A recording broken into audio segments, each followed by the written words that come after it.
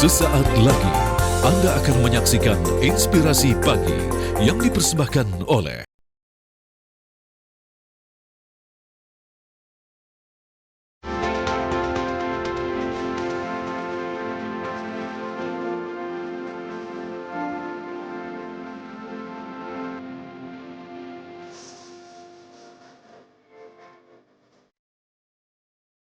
Halo, selamat pagi pemirsa. Senang sekali saya Jasmine Ramadi kembali menyapa Anda di program Inspirasi Pagi. Pada pagi hari ini pemirsa, kita membahas topik yang sangat menarik sekali, yakni bagaimana Kementerian Pertahanan Republik Indonesia ini membangun sumber daya manusia pertahanan yang tentunya unggul, inovatif, berprestasi, dan tentunya juga berwawasan global. Nah, untuk membahas topik ini, kami sudah bergabung dengan sejumlah narasumber kami pemirsa. Di sini pertama ada Brigjen TNI Frega Wenas Inkiriwang PhD FHIE sebagai Karo Infohan Setjen Kemhan juru bicara Kementerian Pertahanan. Selamat pagi. Pagi Mbak Jasmine. Lalu kita juga sudah bergabung dengan Sertu Sugiarto Dwi Ardana, Satuan 81 Kopassus. Selamat pagi Mas Sugiarto. Selamat pagi Komando. Lalu kita juga sudah bergabung dengan Meinar Rubianti, Sarjana Psikologi MSc, selaku ASN Kementerian Pertahanan, Pembina 4A Asesor Sumber Daya Manusia Aparatur Ahli Madya. Selamat pagi Mbak Rubianti, Mbak Meinar Rubianti. Ya, selamat pagi Mbak. Selamat pagi. Lalu kita juga sudah bergabung dengan Sersan Mayor 1 Kadet, yakni adalah Mbak Ria Aprilianingsih, Kadet Universitas Pertahanan Republik Indonesia, Prodi Teknik Elektro, Fakultas Teknik dan juga Teknologi Pertahanan Unhan Republik Indonesia. Selamat pagi Mbak Ria. Selamat pagi Mbak Jasmine. Ini yang menarik sekali adalah tentang bagaimana Kementerian Pertahanan Republik Indonesia kemudian membangun sumber daya manusia yang berprestasi, lalu inovatif dan juga berwawasan global. Bagaimana strategi dari Kementerian Pertahanan, Pak? Iya, jadi memang kan visi dari Presiden Prabowo yang juga dikembangkan oleh Bapak Menteri Pertahanan Syafrin Samsudin adalah bagaimana kita meningkatkan kapabilitas sumber daya manusia ya, human capital yang unggul. Apalagi ketika kita bicara pertahanan itu kan bukan hanya alutsista, bukan hanya teknologi, doktrin, tapi kuncinya ya the man behind the gun. Sehingga saat ini Kementerian Pertahanan kita terus mengembangkan dan meningkatkan kemampuan baik itu dari keahlian, kemudian juga dari keilmuan, sehingga SDM pertahanan itu bisa maju, unggul, dan punya daya saing di level global. Kita memang kalau bicara Kementerian Pertahanan kan bukan hanya tentara sebenarnya. Kalau tentara pasti di bawahnya ada Tentara Nasional Indonesia, ada Angkatan Darat, Laut, dan Udara. Kita juga berupaya untuk meningkatkan kualitas dari SDM dari ASN atau PNS. Termasuk juga di level pendidikan ada Taruna, kemudian ada Kadet Unhan yang memang langsung di bawah Kementerian Pertahanan. Kita mencoba merekrut dari pemuda-pemudi terbaik dan tentunya kita juga melengkapi mereka dengan kesempatan. Karena dari prajurit baik itu di level perwira, bintara, tamtama, kemudian juga PNS sampai dengan Kadet Unhan kita berikan kesempatan untuk bisa memiliki pengalaman ke luar negeri, baik itu lomba, penugasan, pendidikan, konferensi, ya, Pak, agar mereka juga berwawasan global begitu. Betul, dan di sisi lain mereka bisa mempromosikan Indonesia dan membuktikan bahwa mereka juga unggul. Baik. Nanti mungkin Mbak Jasmine bisa lihat sendiri ya. narasumber yang hadir hari ini pun mereka dengan prestasinya di dalam dan luar negeri yang tentunya membanggakan seluruh rakyat Indonesia. Tadi Bapak sebutkan ini bukan hanya tentang TNI, namun juga sinergitas begitu dari TNI, ASN, dan tentunya juga Universitas Pertahanan begitu. Betul. Bagaimana Bapak ini berstrategi agar ketiganya ini bersinergi dengan baik, Pak? Ya, tentunya kita melihat ya, kalau kita bicara pertahanan sendiri, itu kan memang ada komponen utama, di mana yang menjadi komponen utama adalah tentara, prajurit reguler, kemudian ada komponen cadangan. Komponen cadangan itu mereka yang memang disiapkan sewaktu-waktu dimobilisasi. Nah, untuk di lingkungan Kementerian Pertahanan saat ini memang PNS itu ada sebagian yang sudah diikutkan program komponen cadangan. Sehingga sewaktu-waktu dibutuhkan perkuatan, para PNS ini bisa dimobilisasi memperkuat prajurit TNI. Samping itu tentunya adalah komponen pendukung yang memang dengan profesinya, dengan keahliannya, sewaktu-waktu dibutuhkan siap membantu. Nah, ketika kita bicara bagaimana peningkatan kualitas SDM di lingkungan Kementerian Pertahanan, ini memang harus diintegrasikan. Tidak bisa kita hanya komponen utamanya saja atau komponen cadangannya saja maupun komponen pendukung. Sama juga dengan bicara TNI, ASN, atau bahkan yang di lingkungan pendidikan di level kadet, itu harus selaras. Sehingga ketika nanti mengawaki bersama-sama, ini ada keserasian, kemudian kita bisa mengoptimalkan upaya-upaya yang ada. Dan memang perlu dipahami bahwa bicara pertahanan ini kan kompleks. Kita bukan hanya bicara pertahanan militer, tapi ada pertahanan nirmiliter. Makanya di Unhan, kadet-kadetnya pun juga dibekali dengan ilmu STEM, sesuai dengan visi Presiden Prabowo dan juga kebijaksanaan yang dikembangkan oleh Pak Menhan Safri, sehingga mereka juga bisa memperkuat dari aspek pertahanan nirmiliter nantinya. Di samping itu juga memang ada Dewan Pertahanan Nasional yang tentunya tujuannya adalah dikaitkan dengan pertahanan sendiri, kan kita 3 sebenarnya. Kedaulatan, kemudian keutuhan wilayah, dan keselamatan bangsa. Ini 3 hal utama yang memang menjadi kunci ketika kita ingin mewujudkan pertahanan negara yang unggul. Baik, artinya memang pengembangan di ilmu STEM, Science, Technology, Engineering ini juga penting begitu ya Pak? Iya, dan tentunya kalau sebelumnya memang kan ketika bicara pertahanan orang fokus kepada yang teknis ya. Ya saya bersyukur hingga saat ini pun juga, mungkin kalau saya tidak jadi tentara, saya nggak punya kesempatan juga untuk sekolah. Jadi selain penugasan Aceh, kemudian Poso dan Papua, saya juga bersyukur bisa sampai sekolah di level doktoral dan bahkan dikirim juga ke Australia, Amerika dengan Inggris. Ini tentunya sebuah kesempatan langka. Nah, kita juga memberikan kesempatan yang sama. Yang prajurit, kemudian yang ASN, bahkan ada yang masuk di sekolah-sekolah unggulan dunia maupun yang di dalam negeri juga. Nanti berkolaborasi karena kuncinya ini harus ada sinergisitas dari semua elemen, dan bahkan bukan hanya kami dari Kementerian Pertahanan dan TNI, prajurit TNI dan ASN, tapi juga seluruh masyarakat Indonesia. Karena bicara pertahanan, ini adalah hak dan kewajiban seluruh bangsa Indonesia, dan tentunya kemandulan TNI dengan rakyat itu juga menjadi salah satu kunci. Partisipasi masyarakat ini juga sangat dibutuhkan. Sebenarnya apa sih Pak inovasi yang sudah Bapak berikan terhadap Kementerian Pertahanan Republik Indonesia yang tentunya ini juga sudah memberi dampak positif begitu terhadap kementerian? Ya, kalau bicara Kemhan secara spesifik mungkin masih terbatas ya. Tapi pengalaman saya ketika sekolah di Amerika, Sesko Amerika, kemudian saya juga sempat PhD di Inggris. Pada saat kembali itu saya terlibat di Poja, di mana kita berkontribusi pada saat itu Poja Transformasi Angkatan Darat dan ada juga reformasi pertempuran TNI. Nah, di situ ilmu yang didapat saya kontribusikan juga bersama-sama dengan yang lain tentunya. Nah, ini juga sebenarnya sama dilakukan oleh banyak prajurit dan juga PNS yang kita kirimkan ke luar negeri. Jadi bukan untuk diri kita sendiri, tapi bagaimana kita kontribusikan untuk organisasi. Dan itu sangat penting, sehingga investasi negara untuk pertahanan itu bisa dirasakan oleh semuanya, dan bahkan bisa kebaikan dan kemajuan organisasi. Baik, artinya ilmu yang Bapak dapatkan dari pendidikan di luar negeri ini tentunya juga diterapkan begitu ya Pak? Iya. Di Universitas dan juga Kementerian Pertahanan begitu? Iya, betul. Baik, terima kasih Pak Frega. Dan pemirsa, kita tentunya akan berbincang dengan sejumlah narasumber kami lainnya di segmen berikutnya. Tetap bersama kami di Inspirasi Pagi.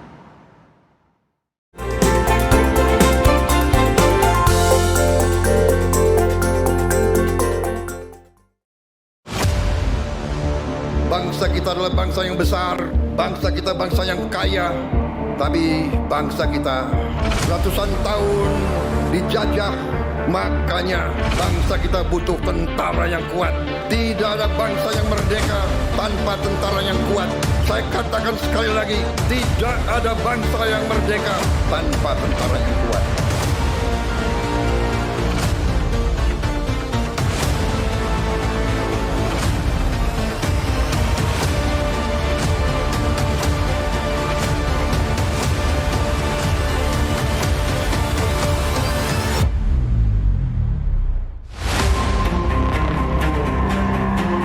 Dalam rangka tercapainya target pembangunan sesuai dengan asta cita kepemimpinan Presiden Republik Indonesia Prabowo Subianto, Kementerian Pertahanan melaksanakan pemantapan pembangunan sistem pertahanan negara dan mendorong kemandirian bangsa dijabarkan dalam 4 program prioritas pembangunan bidang pertahanan negara.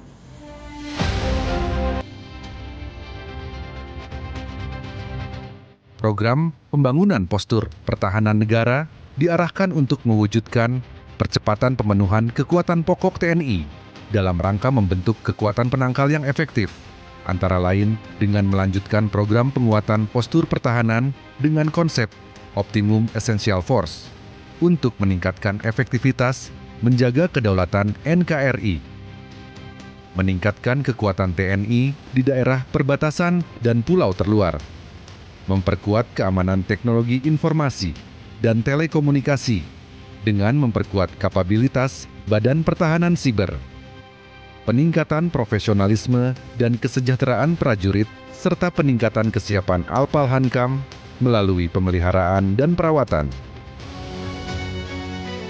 Ancaman pertahanan negara semakin kompleks dan beragam, tidak hanya terbatas pada ancaman militer dan nirmiliter, namun juga berupa ancaman hibrida. Untuk itu, kebijakan pertahanan negara yang adaptif dan responsif diarahkan guna mengantisipasi dan merespons ancaman secara efektif.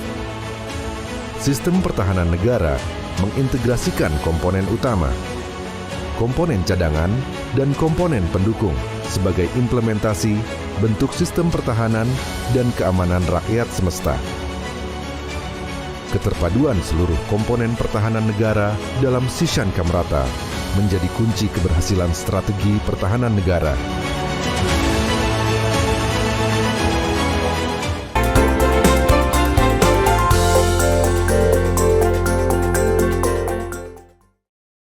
Terima kasih Anda kembali di program Inspirasi Pagi pemirsa, di mana saat ini kami berbincang mengenai topik yakni mengenai bagaimana Kementerian Pertahanan Republik Indonesia membangun SDM yang unggul dan juga berwawasan global.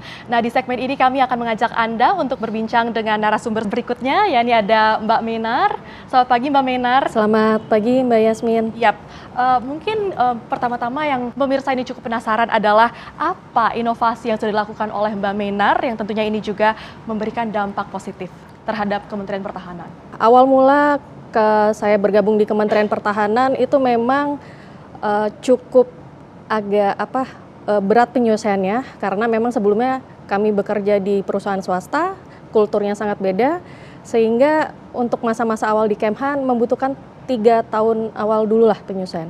Kemudian di 2011 kami mendapatkan perintah dari kepala biro kami untuk menginisiasi unit assessment center. Jadi saat itu kami diminta untuk merumuskan naskah akademiknya untuk dimulai pembangunannya.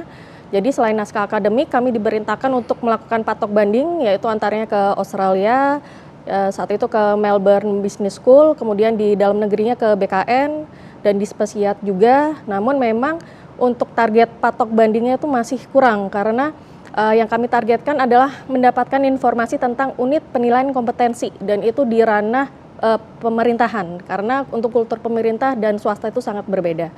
Nah, dari 2011 kemudian sampai 2013 disahkan, unit assessment center berdiri dan Kementerian Pertahanan terhitung sebagai pionir unit penyelenggara penilaian kompetensi yang awal di kalangan Kementerian dan KL. Saat itu kami bekerja sama dengan BKN dan unit itu berdiri hingga sekarang dan untuk statusnya akreditasinya A, dan karena prestasi itu kami mendapat kesempatan untuk beasiswa S2 ke Jerman, mengambil psikologi untuk subjeknya Human Factor and Clinical Counseling. Dan sepulang dari Jerman di 2019 kami mendapatkan banyak pengalaman, yaitu tentang bagaimana cara seseorang bisa berperilaku tapi terukur. Nah, itulah yang kemudian kami terapkan, kami jadikan oleh-oleh dan kami jadikan target. Jadi memang target kami sepulang dari sekolah di Jerman adalah membuat alat ukur. Karena apa? Di Kementerian Pertahanan ini diawaki oleh 2 unsur, yaitu ASN dan TNI, dan keduanya sangat-sangat berkompeten untuk menyelenggarakan pertahanan negara. Sebagaimana yang tadi Bapak Karo sampaikan, targetnya sangat besar dan untuk materi pertahanan itu sungguh sangat kompleks. Sehingga memang untuk kolaborasi civil and militer itu sangat diperlukan dan memang harus dipersiapkan strateginya. Tadi Pak Frega juga sempat menyebutkan bahwa sinergitas antara ASN dan juga TNI ini sangat penting. Lalu sebenarnya apa sih peran ASN, Mbak, dalam mendukung visi besar dari Kementerian Pertahanan Republik Indonesia, yakni adalah membangun SDM yang unggul dan berwawasan global? Oke, baik. Nah, sebagaimana prajurit TNI, ASN pun juga mendapatkan amanat nasional dan itu sudah jelas dasar hukumnya. Bagaimana diamanatkan dari undang-undang, kemudian kita juga harus melaksanakan reformasi birokrasi dan itu diajawantakan kepada UU ASN sebagaimana abdi negara yang lain.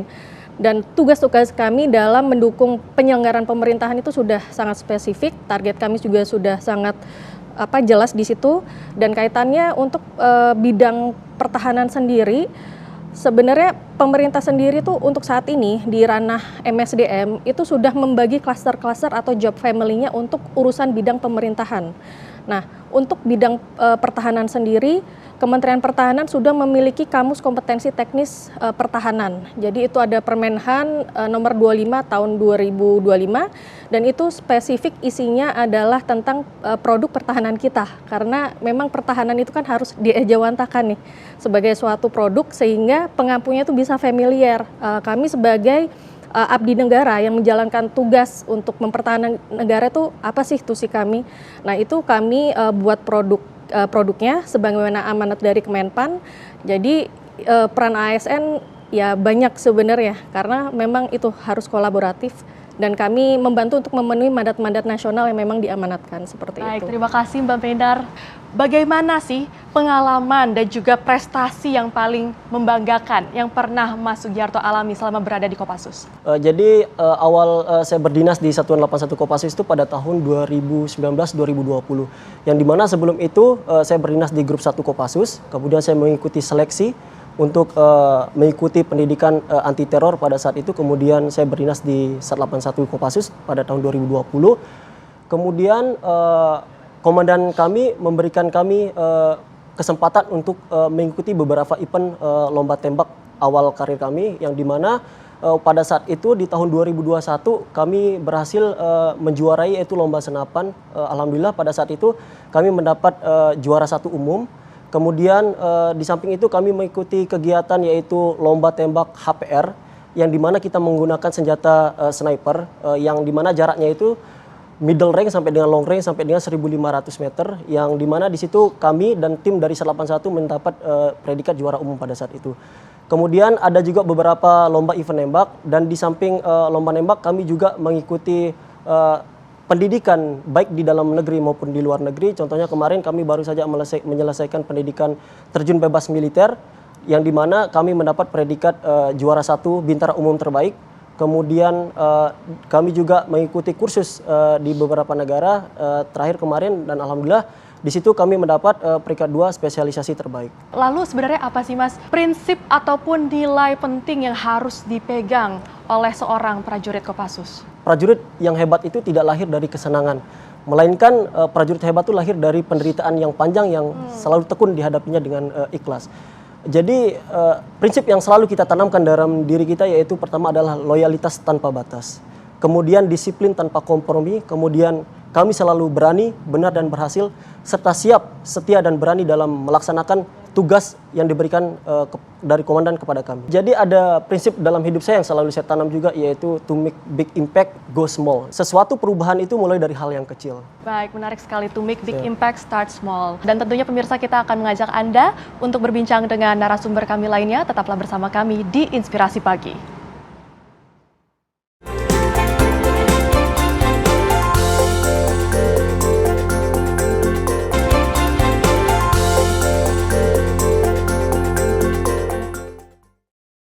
Terima kasih pemirsa, Anda kembali di program Inspirasi Pagi. Mungkin pertama-tama yang kita ingin tahu nih Mbak Ria, sebenarnya apa sih alasan Mbak Ria ini memilih untuk mengemban pendidikan di Universitas Pertahanan Republik Indonesia?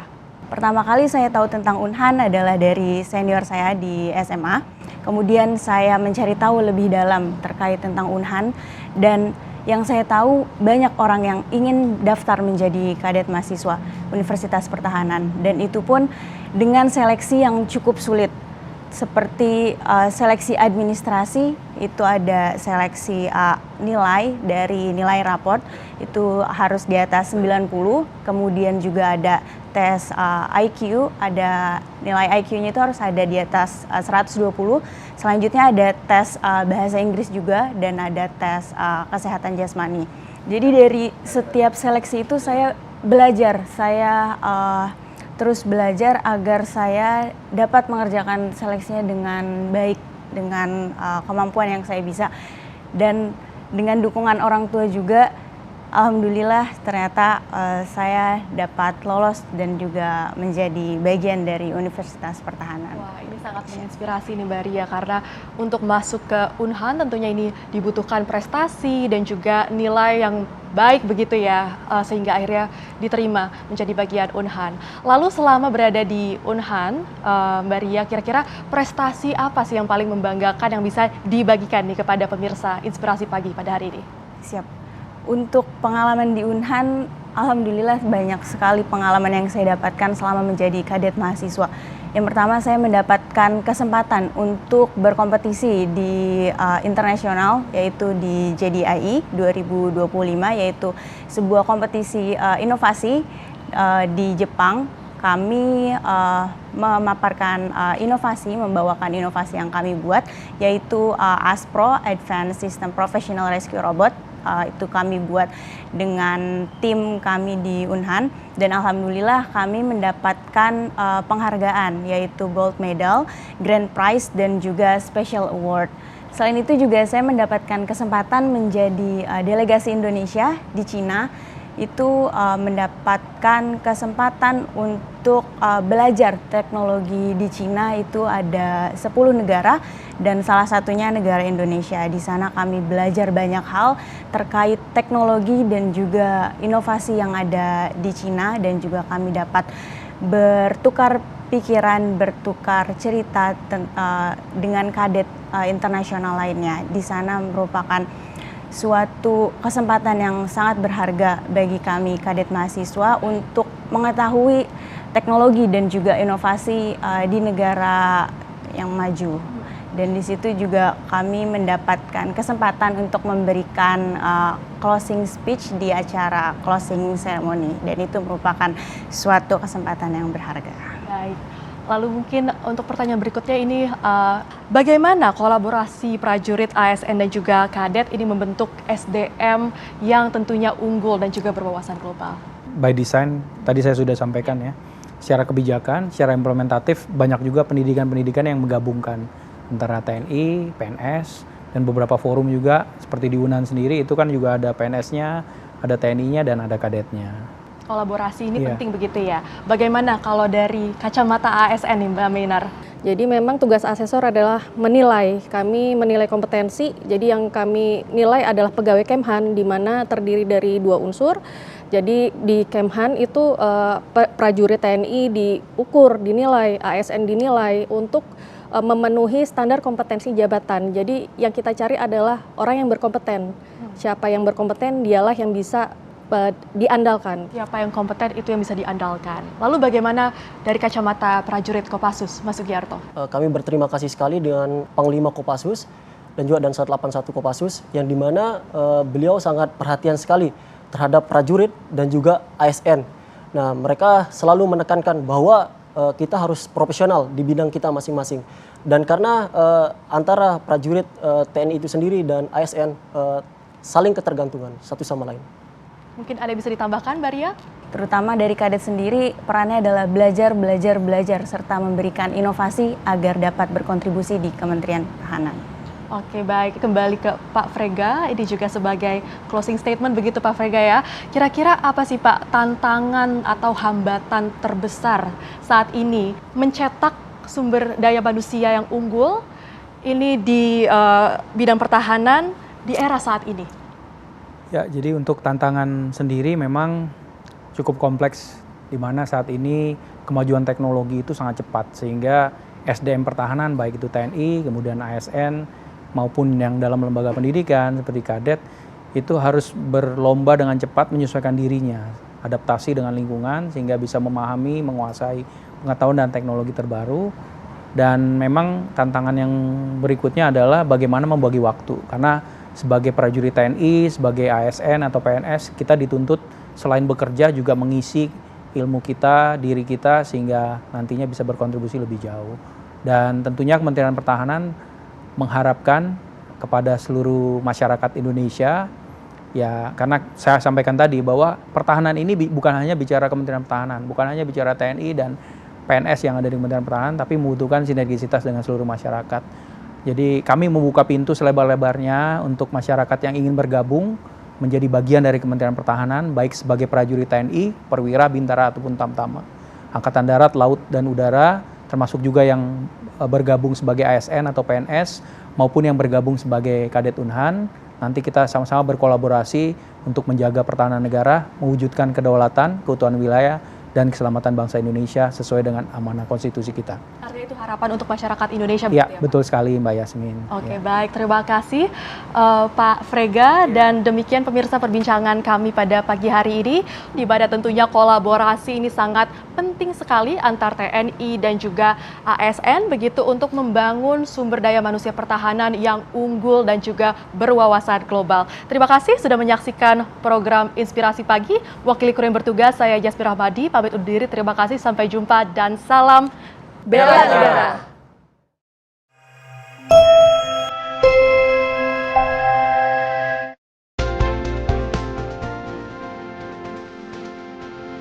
Anda baru saja menyaksikan Inspirasi Pagi yang dipersembahkan oleh